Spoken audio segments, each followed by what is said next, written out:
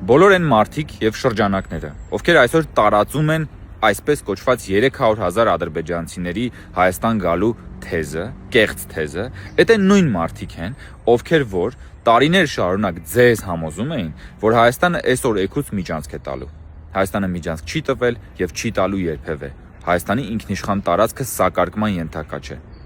Դա նույն մարդիկ էին, ովքեր ասում էին, որ Գիրանցն են տալիս Ադրբեջանին։ Գիրանցը այսօր Հայաստանի ինքնիշխան տարածքում է եւ առավել քան անվտանգ է։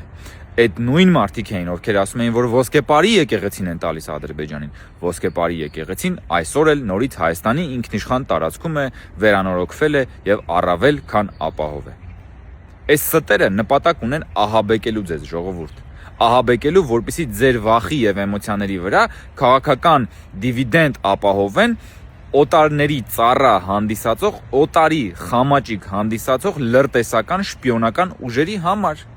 որոնք որ զբաղված են պետական դավաճանությամբ եւ որոնք որ այսօր Հայաստանում հանդիսանում են ուրիշների տրոյական ձի ներդրված մեր պետության մեջ օտարի շահի սպասարկման համար։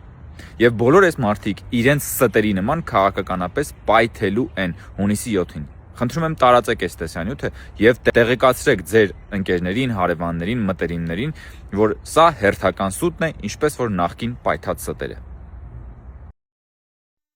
Հավանիր տեսանյութը եւ բաժանորդագրվիր նորությունները բաց չթողնելու համար։